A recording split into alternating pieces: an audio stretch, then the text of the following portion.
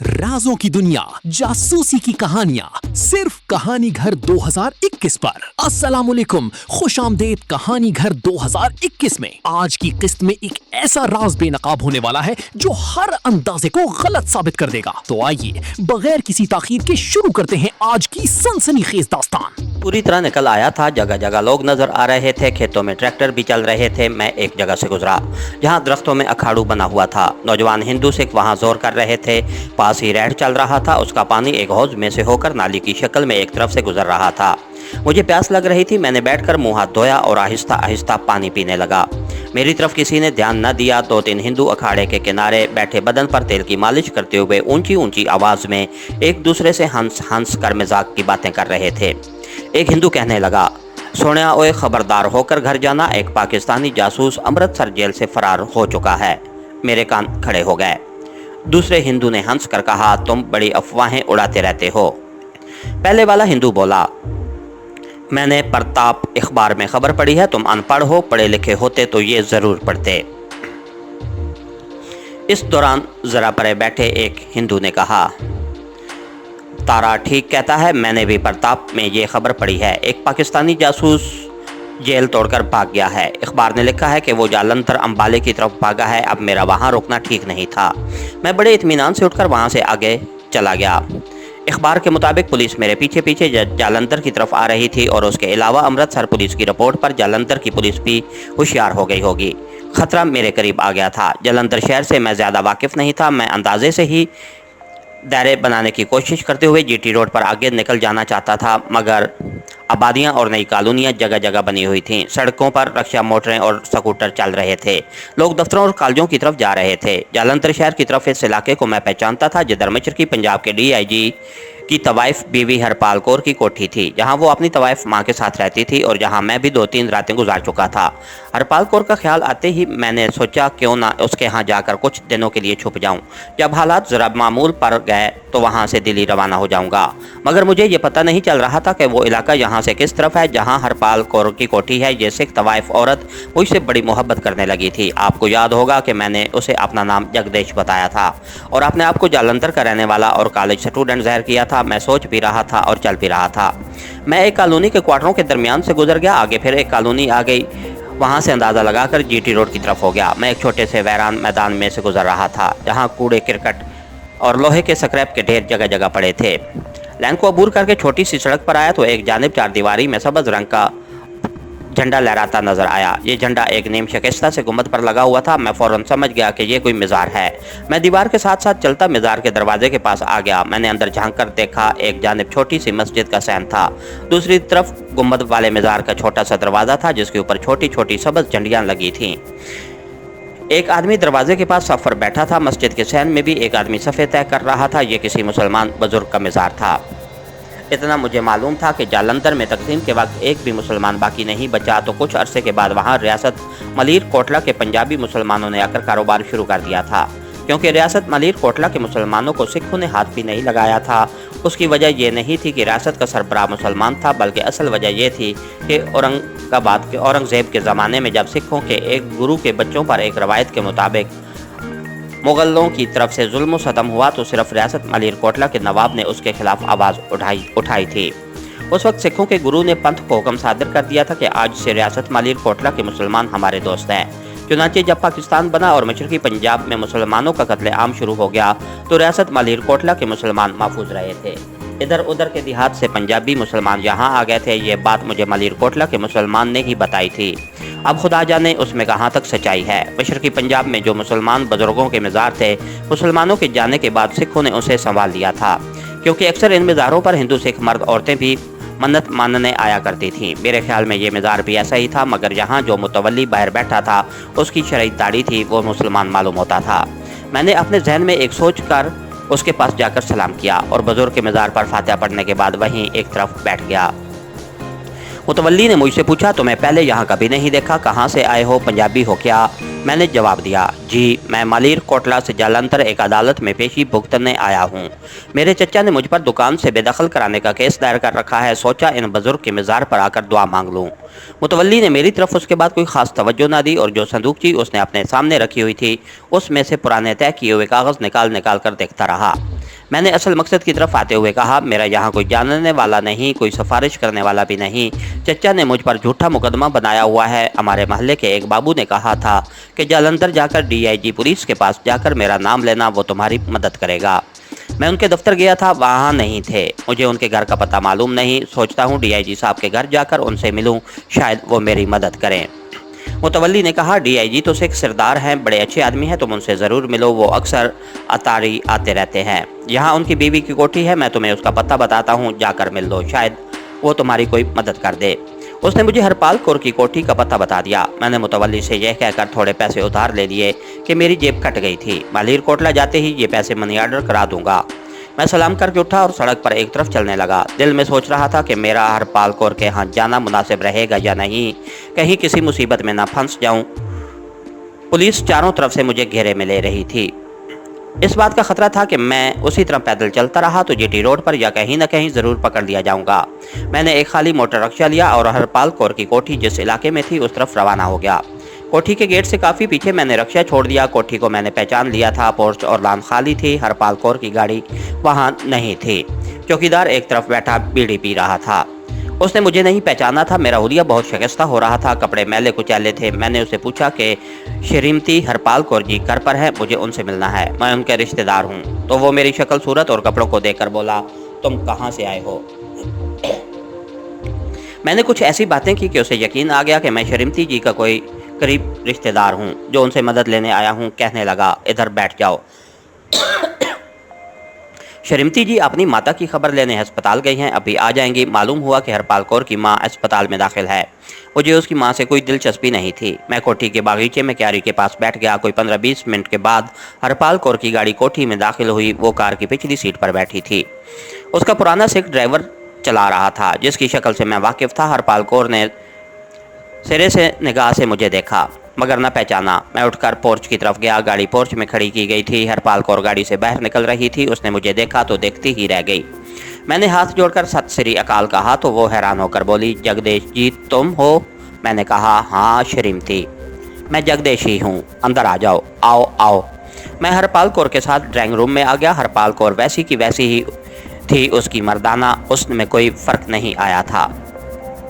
मर्दाना हुस्न मैंने इसलिए कहा कि औरत ज़रूर थी मगर मर्द लगती थी। मैंने उसे एक फर्जी कहानी काटकर सुना दी कि मेरे पिता की वफ़ात के बाद हमारे हालात ख़राब हो गए। हमने अपना जालंधर वाला मकान बेच दिया और बम्बई चले गए। वहाँ मैंने अपना कारोबार शुरू किया। कारोबार में नुकसान उठाना पड़ा। जो पास था सब ख़त्म हो गया। माताजी बीमार रहकर मर गईं। मैंने बम्बई में नौकरी की तलाश शुरू कर दी। कुछ अरसा इधर उधर छोटी मोटी नौकरियाँ करता रहा मगर हालात न सुधर सके। तंग आकर वापस जालंधर आ गया हूँ। मेरे पास इतने पैसे भी नहीं थे कि रेल का टिकट खरीद सकता। बगैर टिकट के आया हूँ। हरपाल कौर मेरी मनगढ़ंत कहानी से बहुत मुतासिर हुई। कहने लगी, तुम्हारी ये हालत देखकर मेरे दिल पर बड़ा असर हुआ है जगदेश जी, पर तुम फिक्र न करो, मैं अपने पति से कहकर तुम्हें नौकरी दिला दूंगी। जाओ तुम पहले नहा धो लो। मैंने उसकी माँ के बारे में पूछा कि अब उसकी हालत कैसी है। मुझे चौकीदार ने बताया है कि माताजी बीमार होकर अस्पताल में पड़ी हैं। हरपाल कौर ने ठंडी सांस भरकर कहा, बस वाहे गुरु अपनी कृपा करके माताजी को ठीक कर दे, तुम जाकर नहा लो। मैं गुस्ल खाने में जाकर खूब मल मल के नहाया।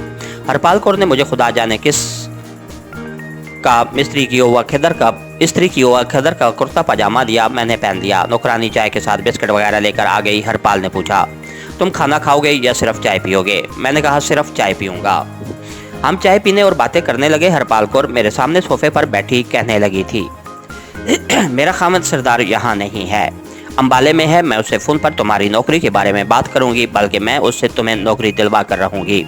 आखिर तुम बीए पास हो, बीए कर दिया था ना तुमने? हाँ कर दिया था। इतने में टेलीफोन की घंटी बजी। मेरा दिल थोड़ा सा तेज़ होकर धड़का। आखिर ये पंजाब के डीआईजी या खुदा जाने आईजी पुलिस की कोठी थी, जहाँ पुलिस का भी फ़ोन आ सकता था। हरपाल कौर ने फ़ोन उठाया। मैं उसके चेहरे की तरफ देखने लगा। उसने लाइन पर दूसरा शख्स था। उससे कहा, सरदार जी तो अम्बाले में ही हैं। हाँ क्या अम्बाले में नहीं है तो फिर दिल्ली या थले फ़ोन करके पता कर लो, यहाँ वो 3 दिन से नहीं आए। हाँ। उसने फ़ोन रख दिया और जो कोई भी फ़ोन पर बात कर रहा था उसको पंजाबी की छोटी गाली देकर कहने लगी, बुढ़ा खोसट सरदार नई नई तवाइफों से ऐश करता फिरता है और ये पुलिस उसकी तलाश में इधर उधर फ़ोन करते रहते हैं। मैं मालूम करना चाहता था कि टेलीफोन पर क्या बात हो रही थी। मैंने पूछा क्या कोई ख़ास बात थी। हरपाल कौर के हिजाब वाले काले से बाल शानों पर खिले थे। वो ने पीछे कर के बोली, ये सिटी स्टेशन का SHO गुरमंदर सिंह था। कह रहा था कि अमृतसर जेल से पाकिस्तानी जासूस फरार हो गया है। इस सिलसिले में सरदार जी से कोई आर्डर लेना है। मुझे क्या पता बुड्ढा किस तवाइफ के कोठे पर है। जाओ जाकर दिल्ली में देखो। और अब उसे कपूरथले में भी किसी तवाइफ से याराना लगा लिया है। मेरी तरफ से जो मर्जी करे, मुझे हर माह किस्त मिल जाती है। मुझे तो ये सरदार वैसे भी जहर लगता है।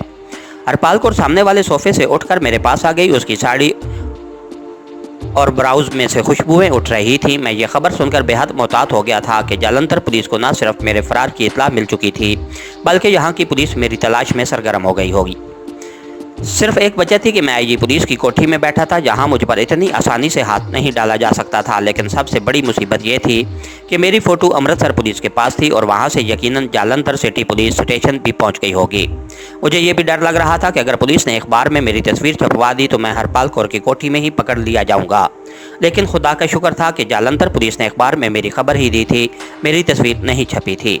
हो सकता है कि आज पुलिस के पास मेरी तस्वीर ना पहुंची हो, कल तक पहुंच जाए। इस एतबार से मैं ज़्यादा देर हरपाल कौर के पास नहीं ठहर सकता था। ज़्यादा से ज़्यादा मैं एक रात वहां बसर कर सकता था। मुझे अगले रोज़ वहां से हर सूरत में दिल्ली की तरफ रवाना हो जाना चाहिए था, और जाना भी इस तरह था कि मैं रास्ते में पुलिस की नाकाबंदी और चेकिंग से महफूज रह सकूँ। इस सिलसिले में हरपाल कौर मेरी मदद कर सकती थी। मैं उसी लिए उसके पास आ गया था। हरपाल कौर चाय पीने के बाद कहने लगी, चलो मेरे साथ शॉपिंग सेंटर चलो, अपनी पसंद के रेडीमेड कपड़े खरीद लो। मैं वहाँ से एक कदम बाहर नहीं निकालना चाहता था। मैंने कहा, नहीं नहीं हरपाल जी, इसकी कोई ज़रूरत नहीं, यही कपड़े काफ़ी हैं, और फिर मुझे वापस बम्बई भी जाना है। माता जी की समाधि पर फूल चढ़ाने हैं। बम्बई से वापस आऊँगा, फिर नए कपड़े बनवा लूँगा। हरपाल कौर ने मेरी तरफ आंखें झपकाते हुए देखा। अरे तो क्या तुम मेरे पास सिर्फ एक दिन ही ठहरने के लिए आए थे? नहीं जगदीश जी, मैं तुम्हें इतनी जल्दी नहीं जाने दूंगी। उसने अपनी आदत के मुताबिक अपना बाजू मेरी गर्दन में डाल दिया और प्यार से बोली, इतने दिनों बाद मिले हो, मैं तो तुम्हें बड़ा याद किया करती थी। अच्छा बताओ, क्या तुमने कभी मुझे याद किया था? मैं उस वक्त उस किस्म की बातों के मूड में नहीं था। इस औरत को पता ही नहीं कि मैं ही वही आदमी हूँ जो अमृतसर जेल से फरार हुआ है, जिसने एक खून भी किया है और जिस पर पाकिस्तानी जासूस होने का इल्ज़ाम है। मगर मजबूरी थी, मुझे उससे प्यार भरी बातें करनी पड़ रही थी। उस वक्त मुझे महसूस हुआ कि वाकई झूठी मोहब्बत का इजहार करना बहुत बड़ा सब्र तलब काम है। मैंने भी बादिल नखास्ता अपना बाजू उसकी गर्दन में डालकर कहा। वो बड़ी खुश हुई। मैंने कहा, हरपाल जी, मैं चाहे जितने भी कष्ट उठाता रहा, फिर वागु गुरु गवाह है कि मैंने बड़ा याद किया। तुम बहुत याद आती रही हो। उसने मेरा मुंह चूम दिया। मुझे उसके मुंह से शराब की हल्की सी बू आई। पूछा, क्या तुमने दिन के वक्त भी पीनी शुरू कर दी है? वो दोबारा मेरा मुंह चूम कर बोली, यूं ही अस्पताल जाते वक्त सकाच का एक हल्का सा पैक पी लिया था। फिर उसने अपना बाजू मेरी गर्दन से निकाल लिया और उदास होकर कहने लगी, मुझे अपनी माताजी की बड़ी फिक्र है। तुम नहीं जानते, मेरी माताजी ने मुझे मुसीबतें झेल कर पाला है।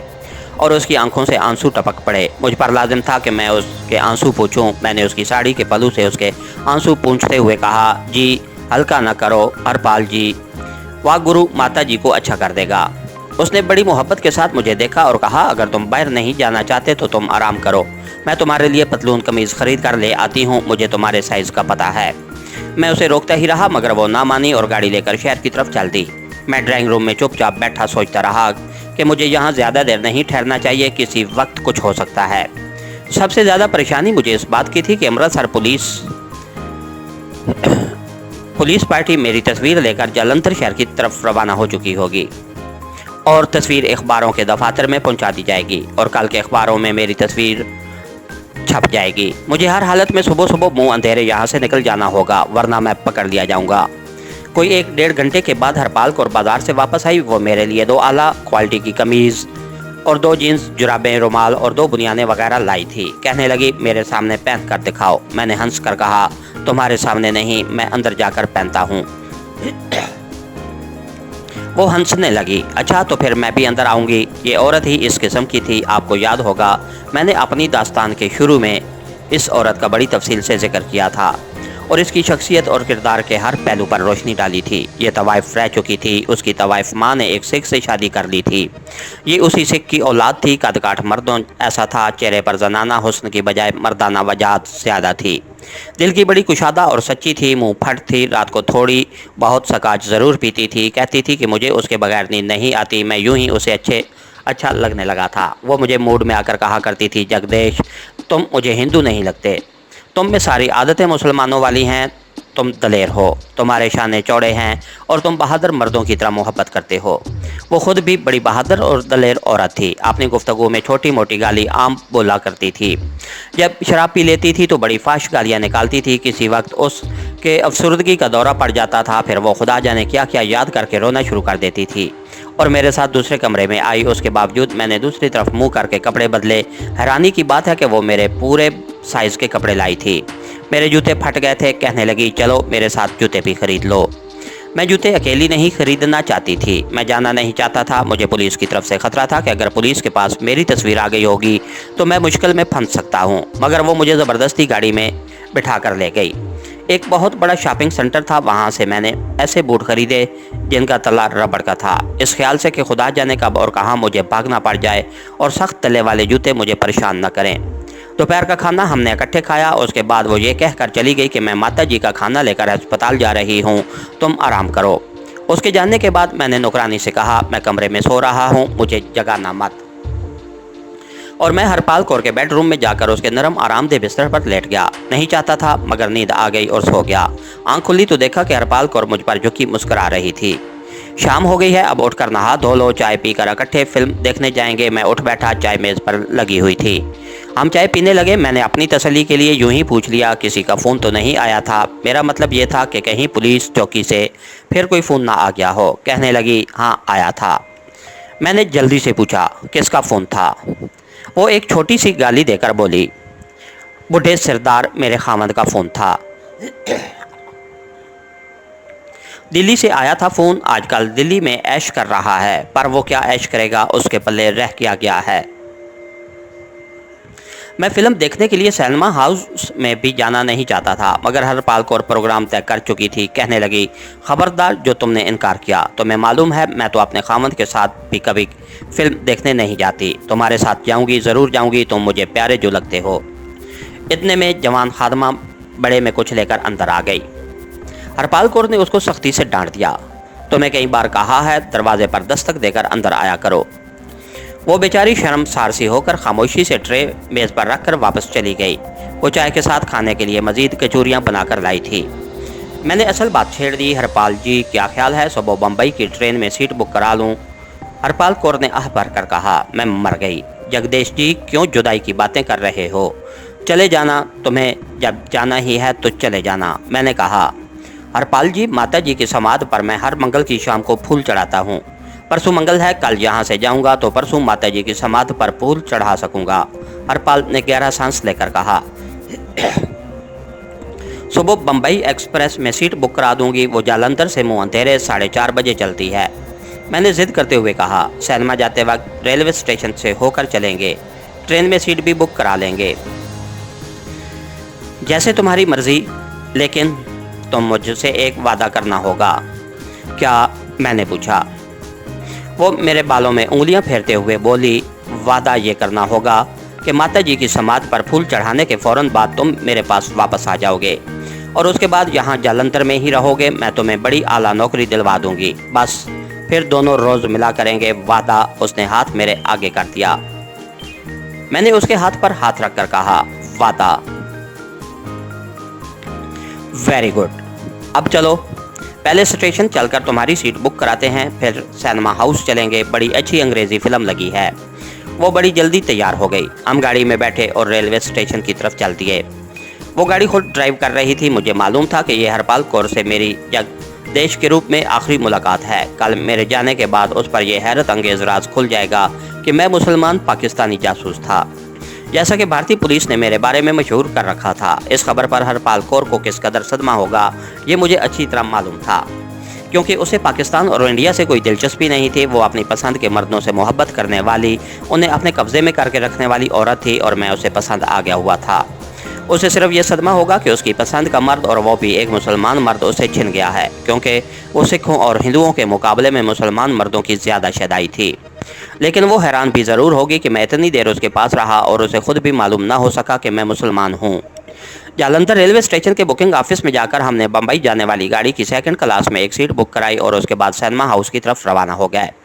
मुझे अगरचे दिल्ली जाना था, मगर मैं हरपाल कौर को दिल्ली का नहीं बताना चाहता था, क्योंकि मेरा राज फाश हो जाने के बाद पुलिस ने उसे ज़रूर पूछना था कि मैं किस तरफ गया हूँ। इसलिए मैंने बम्बई की सीट बुक कराई थी। मुझे रास्ते में दिल्ली उतर जाना था। जालंधर की पुलिस हरपाल कौर को मेरे बारे में कुछ न भी बताती, तब भी अगले रोज़ अखबारों में मेरी तस्वीर का छप जाना यकीनी था और हरपाल कौर के यहाँ सारे अखबार आते थे। सिनेमा हाउस में काफ़ी रश था। हमने एक बॉक्स ले लिया और मज़े से जाकर बैठ गए। इस दौरान मैं हर तरफ से पूरी तरह चौकस रहा। हरपाल कौर की गाड़ी पर कोई झंडा वगैरह नहीं लगा था, फिर भी पुलिस उसकी गाड़ी को दूर से पहचानती थी। रास्ते में कई जगह पुलिस के सिपाहियों ने सैल्यूट भी किया। सिनेमा हाउस की पार्किंग लॉट में भी फ़ौरन 2 सिपाही डबल मार्च करते आ गए और सैल्यूट मारकर अदब से खड़े हो गए थे। हरपाल कौर ने उनकी तरफ देखकर कहा था, गाड़ी का ख्याल रखना, अगर मेरी गाड़ी की ज़रा सी चीज़ भी चोरी हुई तो तुम्हारी वर्दियाँ उतरवा दूंगी। सिपाही सैल्यूट मारकर एक बार फिर अदब से खड़े हो गए थे। अंग्रेज़ी फिल्म मारधाड़ से भरपूर थी। उसमें बाज़ बड़े फाश सीन भी थे। इंडिया का सेंसर बोर्ड बड़ा फराख दिल और अय्याश वाक़ हुआ था। ऐसा कोई सीन आता तो हरपाल कौर सिमट कर मेरे साथ लग जाती। रात को 10 सवा 10 बजे हम फिल्म देखकर सिनेमा हाउस से निकले। हरपाल कौर कहने लगी, इशूका होटल में चलकर खाना खाते हैं। अशोका होटल जालंधर का उस ज़माने में सबसे मॉडर्न होटल था। होटल वाले भी हरपाल कौर को जानते थे। मुलाजिम हमारे आगे पीछे फिरने लगे। कोने में एक बड़ी रोमांटिक सीट थी। धीमा सा टेबल लैंप जल रहा था। गुलदान में गुलाब के फूल भी सज रहे थे। हम वहां जाकर बैठ गए। हरपाल कौर ने मीनू मेरी तरफ बढ़ाकर कहा, अपनी पसंद का खाना मंगवाओ, मैं आज तुम्हारी पसंद का खाना खाऊंगी। मैंने मुर्ग बिरयानी का ऑर्डर दिया तो वो खुश होकर बोली, तुम्हारी सारी आदतें मुसलमानों वाली हैं। जगदेश, सच सच बताओ, कहीं तो मुसलमान तो नहीं हो? मैंने हंस कर कहा, बिल्कुल नहीं, मैं हिंदू हूँ, मेरा नाम जगदेश है। वो मेरी तरफ झुक कर कहने लगी, वाह गुरु की सोहने, अगर तुम कह देते ना कि हाँ हरपाल मैं वाकई मुसलमान हूँ तो मैं तुम पर सदके वारी हो जाती। वो तय किया हुआ होटल वालों का रुमाल खोलकर उसे अपने जानू पर रखते हुए बोली, मेरा एक मुसलमान यार हुआ करता था, वो मेरी माँ का गाना सुनने आया करता था। उसने मेरे साथ तल्लुकात कायम कर दिए। क्या बताऊँ कैसा मर्द आदमी था। अरे ये दाल खाने वाले हिंदुओं में मुसलमानों वाली ताकत कहाँ से आ सकती है। मैं किसी किसी वक्त होटल के सारे फ्लोर का जायज़ा ले लेता था। वहाँ कोई मशकूक चेहरा मुझे नज़र नहीं आ रहा था। उस वक्त रात के 11 बजे का वक्त होगा। मेरे ख्याल के मुताबिक उस वक्त अखबारों के दफ्तरों में पुलिस के इश्तहार के साथ या पुलिस वालों की खबर के साथ मेरी तस्वीर धड़ाधड़ छप रही होगी। ये अखबार सुबह के वक्त बाजार में आ जाने थे। ये भी ख्याल रोशन कर रहा था कि ये अखबार दिल्ली तक मेरा पीछा करेंगे। अखबार हवाई जहाज़ के ज़रिए जालंधर से आगे दिल्ली बम्बई पहुंच जाते थे। मुझे जालंधर से दिल्ली तक का सफ़र भी बेहद चौकन्ना और हर तरफ से होशियार रहकर तय करना था। किसी भी रास्ते में किसी भी स्टेशन पर कोई मुसाफिर अखबार में छपी हुई मेरी तस्वीर देख सकता था। कई स्टेशनों पर तो मैंने दिन के वक्त प्लेटफार्म पर लड़कों को एक एक डब्बे के पास जाकर अखबार फ़रोख्त करते देखा था। मेरी जगह कोई और होता तो शायद वो इन बातों का ख्याल न करता और यह कहकर अपने दिल को तसल्ली दे देता कि कहाँ मेरी तस्वीर अमृतसर से आएगी और कहाँ अखबारों में छपेगी। लेकिन मैं एक प्रोफेशनल और तरबियत याफ्ता कमांडो था। मुझे पहला सबक यह दिया गया था कि दुश्मन के मुल्क में एक लम्हे के लिए भी गाफिल होकर नहीं बैठना और जिस बात का गुमान भी ना हो उसके बारे में यकीन करना कि वो तुम्हारे साथ आ सकती है। चुनांचे मैं कमांडो ट्रेनिंग के इस पहले दर्स पर पूरी तरह अमल कर रहा था। यही वजह थी कि मैंने यकीन कर लिया कि सुबह के अखबारों में मेरी तस्वीर उस खबर के साथ ज़रूर आ जाएगी कि ये एक पाकिस्तानी जासूस की तस्वीर है और जो अमृतसर की जेल से फ़रार होकर जालंधर दिल्ली की तरफ भागा है। लोग खबरदार रहें, जहां इस शक्ल का कोई आदमी देखें वहां उसे पकड़कर काबू कर दें और पुलिस के हवाले कर दें। खाना खाने के बाद हम वापस आ गए। मैंने कोठी के अलग बेडरूम में जाकर कपड़े बदले और पलंग पर लेट गया। थोड़ी देर बाद हरपाल कौर आ गई। मुझे मालूम था कि वो ज़रूर आएगी। उसने रेशमी नाटी पहनी हुई थी। कहने लगी, मैं तुम्हें इतनी जल्दी नहीं सोने दूंगी जगदेश जी, कल तो तुम मुझसे जुदा हो रहे हो, पता नहीं कब वापस आओ। चलो मेरे कमरे में चलकर बातें करते हैं। मैं जानता था वो मुझसे किस किस्म की बातें करना चाहती है। मैं वो बातें नहीं करना चाहता था। मैंने सर दर्द का बहाना बनाया तो वो बोली, लाओ मैं तुम्हारा सर दबा देती हूँ। वो मेरे पलंग पर आकर बैठ गई और मेरा सर दबाने लगी। रेशमी नाइटी में से खुशबू की लहरें उठ रही थीं। थोड़ी देर सर दबाने के बाद उसने बाजू से पकड़कर मुझे उठाया और कहने लगी, नहीं नहीं, इस तरह नहीं, मेरे कमरे में चलो। मैं मजबूर था। उसके साथ दूसरे बेडरूम में चला गया। वहाँ महलाला नाम का सारा बंदोबस्त पहले से किया जा चुका था। मैं इस बकबक में नहीं पड़ना चाहता था। मैंने उसे दूसरी बातों में लगा दिया, मगर वो दूसरी बातों में लगने वाली नहीं थी। मेरे दिल से एक आवाज़ आई, गुनाह न करना वरना मारे जाओगे। मैं आपको गुनाह और सवाब का फ़लसफ़ा नहीं समझाऊंगा, क्योंकि इसका फ़लसफ़ा भी मैं नहीं समझता, लेकिन इतना मुझे मेरे तजर्बे ने बताया है कि गुनाह करने से आदमी के अंदर एक आवाज़ मुसलसल आना शुरू हो जाती है, जो गुनाह करने वाले को मलामत करती रहती है। आदमी अपने कान बंद भी कर ले तो ये मलामत करने वाली आवाज़ सुनाई देती रहती है। नजीबाबाद के जंगलों में मुझे एक बुज़ुर्ग ने बताया था कि इंसान के बाज़ उसे फ़ेल होते हैं जिनसे उसकी ज़िंदगी में इजाफ़ा होता है, और बाज़ ऐसे फ़ेल होते हैं जिन पर अमल करने से इंसान की उम्र कम होना शुरू हो जाती है। ये सारे तजर्बे, ये सारी बातें मुझे मेरी आवारागर्दियों और एडवेंचर की मुहिमों के दौरान मिले हुए अल्लाह के नेक बंदों ने बताई थीं।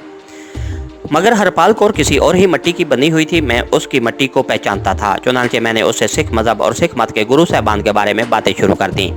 इन बातों ने उस पर काफ़ी असर किया। वो गिलास में मैं गुलफाम उंडेलने लगी थी। उसने मेरी बातें सुनकर बोतल एक तरफ रख दी। फिर उसके दिल में ऐसा गद्दाज पैदा हुआ कि वो बेख्तियार रोने लगी।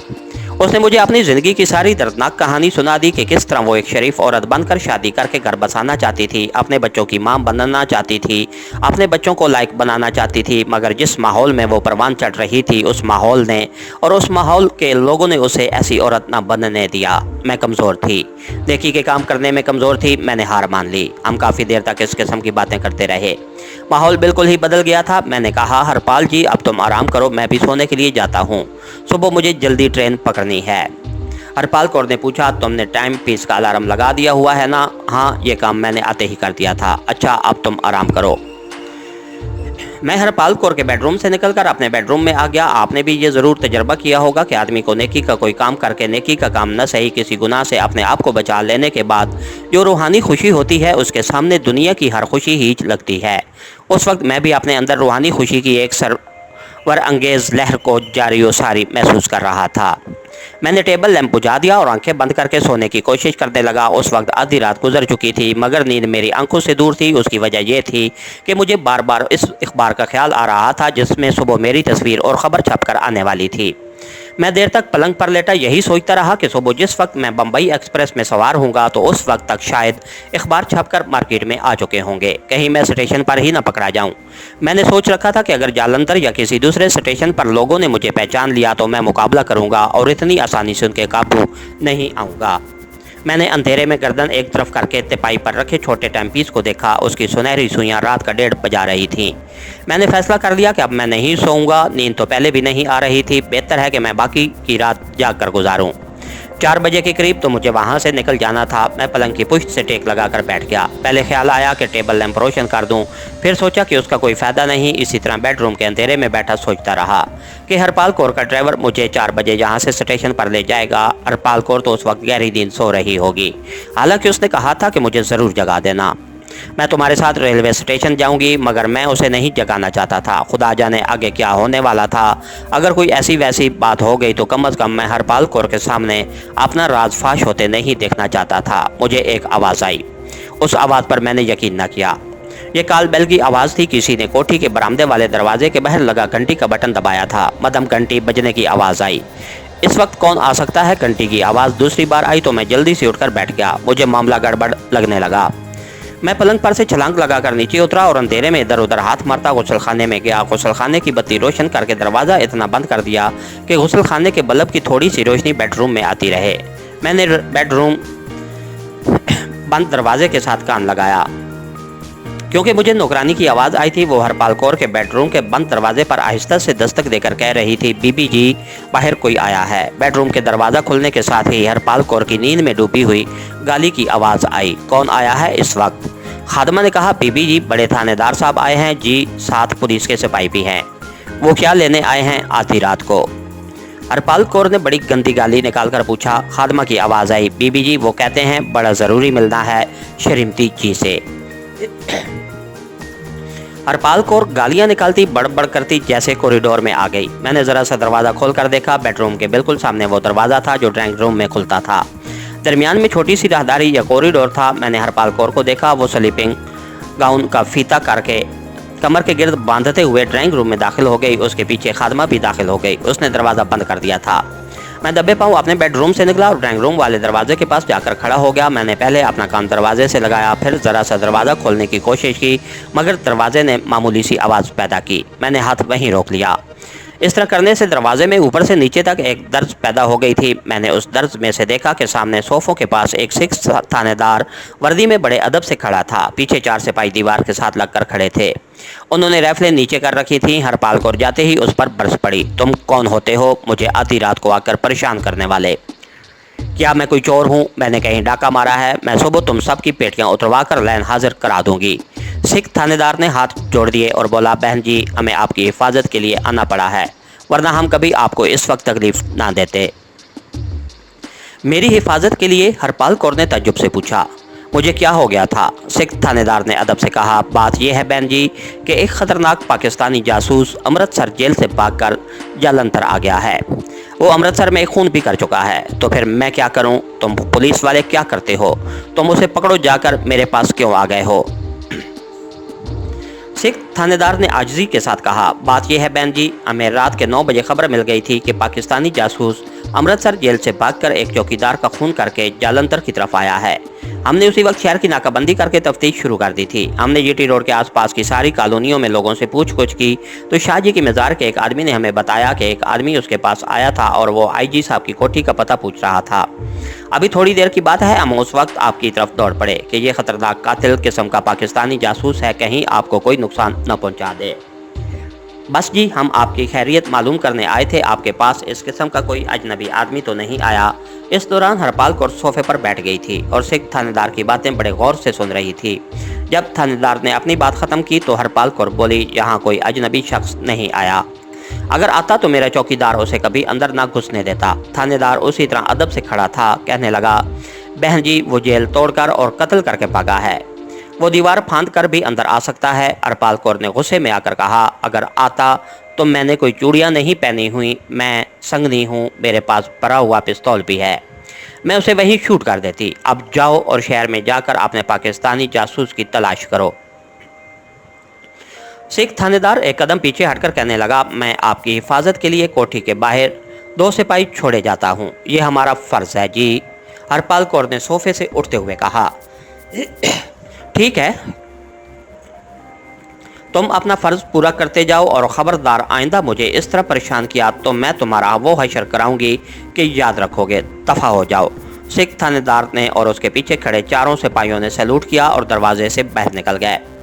मैं भी दरवाजे से हटकर दबे पाँव राहदारी से गुजरता अपने बेडरूम में आ गया। अब मैं इस इंतज़ार में था कि अगर हरपाल कौर को शक पड़ गया होगा कि अमृतसर जेल से भागा हुआ पाकिस्तानी जासूस मैं ही हूँ, तो वो ज़रूर मेरे कमरे में आएगी। वो बड़ी साफ साफ बातें करने वाली औरत है। वो आते ही मुझसे पूछेगी कि क्या मैं ही पाकिस्तानी जासूस हूँ। मैं उसके जवाब में क्या कहूँगा? बस मैं इसी उलझन में फंस गया था। मामला ख़राब हो चुका था। पुलिस मेरी तलाश में हरपाल कौर की कोठी तक आ गई थी। बाहर 2 मुसल्लह कांस्टेबल भी पहरा दे रहे थे। अब मेरी बचत सिर्फ इसी में थी कि खुदा करे हरपाल कौर को मेरे बारे में शक न पड़ा हो कि मैं ही अमृतसर जेल से भागा हुआ पाकिस्तानी जासूस हूँ। जिस तरह की वो बातें सिख थानेदार से कर रही थी, उससे तो मैंने यही अंदाज़ा लगाया था कि वो मुझे पाकिस्तानी जासूस नहीं समझ रही, लेकिन यह भी हो सकता था कि वो अंदर से सारा मामला समझ गई हो, मगर मुझे पुलिस के हवाले करवाना चाहती हो। बहरहाल मैं दोनों तरफ से परेशान था। बेडरूम में अंधेरा था। मैं पलंग पर टांगे लटकाए खामोश बैठा था। मेरे सैन एक अजान सा मचा हुआ था। किसी वक्त ख्याल आता कि अभी यहाँ से फरार हो जाऊँ, पर सोचता अकेला यहाँ से भागा तो बाहर मुसल्ला कांस्टेबल खड़े हैं, हर तरफ शोर मच जाएगा। मैं हमगोश भी था, यानी मैंने बेडरूम में और बाहर कॉरिडोर में छाई हुई खामोशी पर कान लगाए हुए थे कि अभी मुझे हरपाल कौर के कदमों की आवाज़ सुनाई देगी। वो मेरे कमरे की तरफ आ रही होगी। वक्त गुजरता चला गया। खामोशी उस तरह छाई रही। हरपाल कौर ना आई। मेरी नींद पहले ही उड़ चुकी थी। अब मुझे आराम से वहाँ बैठा भी नहीं जा रहा था। किसी भी वक्त कुछ हो सकता था। बहुत मुमकिन था कि सिख थानेदार ने कोठी के चारों तरफ कुछ दूसरे सिपाही भी अंधेरे में फैला दिए हों, जो कोठी के आसपास की निगरानी कर रहे हों। पुलिस वाले अहमक नहीं होते। मैं हैरान था कि मज़ार शरीफ के मुतवल्ली ने थानेदार को यह क्यों बता दिया कि एक आदमी आईजी पुलिस की कोठी का पूछ रहा था। वो मुसलमान था, मैं भी मुसलमान था। फिर ख्याल आया कि मुतवल्ली को जालंधर में आना था। वो दरिया में रहकर मगरमच्छ से बैर नहीं डाल सकता था। ये भी हो सकता है कि पुलिस का कोई अपना आदमी वहाँ मुतवल्ली बनाकर रख छोड़ा हो ताकि अगर कोई भूला भटका पाकिस्तानी जासूस उधर आ निकले तो पुलिस को इत्ला मिल जाए, क्योंकि ये तो हकीकत है और इस हकीकत से इंडिया में पाकिस्तान दोनों मुल्क बाखबर हैं कि भारत में पाकिस्तान के जासूस और पाकिस्तान में भारत के जासूस किसी न किसी बेस में मौजूद रहते हैं। ये हर मुल्क का हक होता है और उसके लिए बाकायदा असूल और ज़वाबित बनने हुए हैं कि अगर किसी दूसरे मुल्क का जासूस पकड़ा जाए तो उस पर बाकायदा मुकदमा चलता है और उसे साल 2 साल के लिए जेल में डाल दिया जाता है। मैं अजीब कश्मकश में मुब्तला हो गया था। कभी पलंग पर बैठता, कभी उठकर अंधेरे कमरे में इधर उधर टहलने लग जाता। घड़ी रात के 2:15 बजा रही थी। पूरे 3:45 बजे का मैंने अलार्म लगा रखा था। ये धड़का भी लगा था कि अभी हरपाल कौर आ जाएगी और मुझसे पूछेगी कि क्या मैं वाकई पाकिस्तानी हूँ। मुझे और कुछ न सूझा तो मैंने जल्दी जल्दी पतलून, कमीज़ और जूते पहन लिए। मैं फ़रार होने के लिए बिल्कुल तैयार हो जाना चाहता था कि अगर हरपाल कौर की नीयत बदल भी गई तो मैं उसे बड़ी आसानी से काबू कर दूंगा और पलंग के साथ चादर से बांधकर वहां से जिस तरह भी हो सका भाग जाऊंगा। बम्बई एक्सप्रेस का टिकट मेरी जेब में था। एक परेशानी ये भी अपनी जगह पर मौजूद थी कि जालंधर पुलिस रेलवे स्टेशन पर भी मौजूद होगी। ये खुदा का शुक्र था कि सिख थानेदार के पास अमृतसर से मेरी तस्वीर नहीं पहुंची थी। अगर मेरी तस्वीर थाने में आ गई होती तो सिख थानेदार ज़रूर मेरी तस्वीर साथ लाता और हरपाल कौर को मेरी तस्वीर दिखाकर पूछता कि ये आदमी तो कोठी में नहीं आया। इस हकीकत ने दूसरी तरफ मुझे एक इत्मीनान भी दिला दिया। अगर थाने में मेरी तस्वीर अभी तक नहीं पहुंची थी तो जाहिर है जालंधर के अखबारों के दफ्तर में भी मेरी तस्वीर नहीं आई होगी। चुनांचे कम अज़ कम जालंधर के अखबारों में सुबह मेरी तस्वीर नहीं छपेगी, लेकिन अमृतसर के अखबारों में मेरी तस्वीर का छपना यकीनी अमर था और अमृतसर के अखबार जालंधर सुबह 9-10 बजे तक पहुँच सकते थे। हरपाल कौर अभी तक मेरे बेडरूम में नहीं आई थी। अब मुझे यकीन होने लगा कि उसको मुझ पर बिल्कुल शक नहीं पड़ा। उसका ख्याल मेरी तरफ नहीं गया था। मैंने गुस्ल खाने की बत्ती रोशन कर रखी थी। उसका दरवाज़ा थोड़ा सा खुला था जिसे मैंने राहदारी से वापस आकर पूरा बंद कर दिया था। मैंने बेडरूम के दरवाजे की चटखनी भी लगा दी थी। मेरे जहन में यह ख्याल भी था कि अगर हरपाल कौर बाहर ही से शोर मचाना शुरू कर दिया कि दरवाज़ा खोलो, मुझे पता चल गया है कि तुम ही पाकिस्तानी जासूस हो, तो मैं गुस्ल खाने की खिड़की में से भाग जाऊंगा, दरवाज़ा नहीं खोलूंगा। लेकिन ये सोचकर मुतमईन हो जाता कि अगर हरपाल कौर ने ऐसा करना होता तो वो सिख थानेदार को साफ साफ बता देती कि एक आदमी मेरे पास ज़रूर आया हुआ है, मगर वो अपने आप को हिंदू ज़हर करता है। आप लोग उससे पूछ कर सकते हैं, मगर हरपाल कौर ने ऐसा नहीं किया था। मेरा जहन उस वक्त तरह तरह के परेशान कर देने वाले उल्ट पुल्ट ख्यालात की आमा जगह बना हुआ था। मैंने टाइम पीस का बटन दबा दिया ताकि उसका अलार्म न बजे। मैं नहीं चाहता था कि उसका शोर पैदा हो। उसकी सेकंडों की सुई बड़ी मध्यम टिक टिक के साथ गर्दिश कर रही थी। मैंने गुस्ल खाने में जाकर अपने चेहरे को गौर से देखा। चेहरा ठीक ठाक था। मैंने जेब से कंघी निकालकर बालों में फेरी। यहाँ एक खिड़की थी, वो बंद थी। मैंने उस ख्याल से कि हो सकता है मुझे इस तरफ से कूद कर बाहर जाना पड़े, खोला तो देखा उसकी बाहर की जानिब लोहे की सलाखें लगी थीं। इसका मतलब था कि अब मुझे हर हालत में कोठी के मेन गेट की तरफ से निकलना था। मैं असल में हरपाल कौर को बताए बगैर वहाँ से निकल जाना चाहता था। मैंने टाइम पीस की तरफ देखा तो 3:15 बज रहे थे। मैं आहिस्ता से बेडरूम का दरवाज़ा खोलकर राहदारी में आ गया।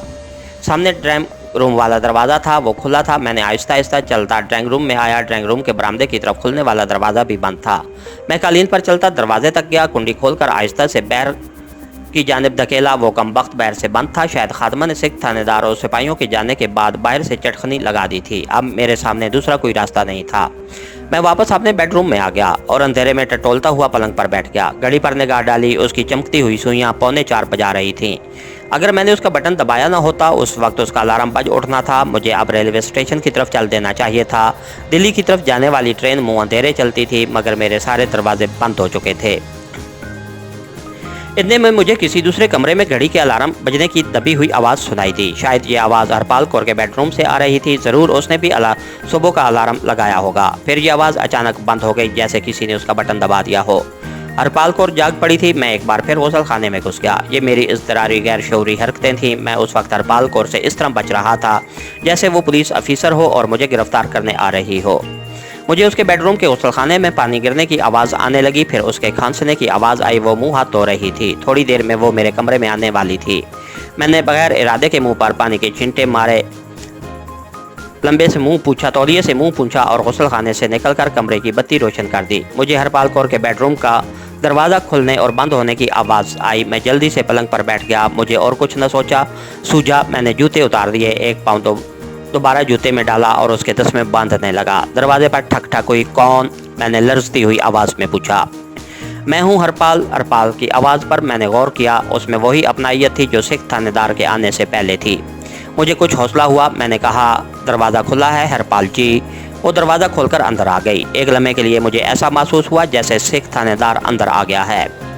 मेरे हाथ से जूता छूट गया। मैंने जल्दी से जूता उठाया और उसमें दूसरा पाउंड डालते हुए मुस्कुराने की कोशिश करते हुए कहा, अच्छा हुआ तुमने अलार्म लगाया हुआ था। मेरा अलार्म बजा ही नहीं, वैसे मेरी आंख ठीक वक्त पर खुल गई थी।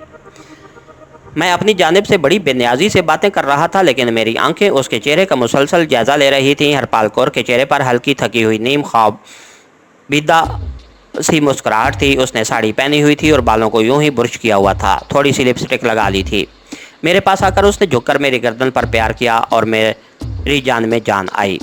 जगदीश, जल्दी वापस आना, पहले की तरह न करना कि वापस आने का नाम ही ना लो। मैंने उसकी कमर के गिर्द बाजू हेल कर दिया। ये मेरी तरफ से इंतहाई इत्मीनान का इजहार था। मेरे सर पर से बहुत बड़ा बोझ उतर गया था। हरपाल कौर को मुझ पर ज़रा सा भी शक शुबा नहीं पड़ा था। अगर उसे मुझ पर शक पड़ गया होता तो यकीन करें वो ऐसी औरत थी कि मुझे साफ साफ कह देती कि तुमने मेरे साथ झूठ क्यों बोला, मुझे पहली मुलाकात में क्यों ना बता दिया कि तुम पाकिस्तानी जासूस हो। मैं तो फिर तुमसे ज़्यादा प्यार करती, क्योंकि मुझे मुसलमान मर्द बड़े अच्छे लगते हैं। लेकिन उसने ऐसी कोई बात नहीं कही थी। कहने लगी, अच्छा क्या तुम तैयार होकर बैठे हो, अब आ जाओ, नहीं तो गाड़ी निकल जाएगी। मैंने कमरे पर एक सरसरी निगाह डाली और हरपाल कौर के पीछे पीछे बेडरूम से निकलकर ड्राइंग रूम में आ गया। हरपाल कौर ने ड्राइंग रूम के ताले को पतली सी चाबी लगाकर खोला और हम बरामदे में आ गए। दरवाजे को बाहर से किसी ने चटखनी नहीं लगाई थी। हरपाल कौर ने ही उसे लॉक किया हुआ था। हर राज का एक अंजाम होता है, मगर हर अंजाम एक नए राज की शुरुआत भी बन जाता है। अगर आज की किस्त आपको पसंद आई हो तो वीडियो को लाइक करें, अपने दोस्तों के साथ शेयर करें और कहानी घर 2021 को सब्सक्राइब करके बेल आइकॉन जरूर दबाएं ताकि आने वाली हर नई किस्त आप तक सबसे पहले पहुंचे। कमेंट्स में जरूर बताएं कि आपके ख्याल में आगे क्या होने वाला है। याद रखिए, हर राज की एक कहानी होती है और हर कहानी सिर्फ कहानी घर 2021 पर जिंदा होती है। इंशाल्लाह अगली सनसनीखेज किस्त में दोबारा मुलाकात होगी। अल्लाह हाफिज।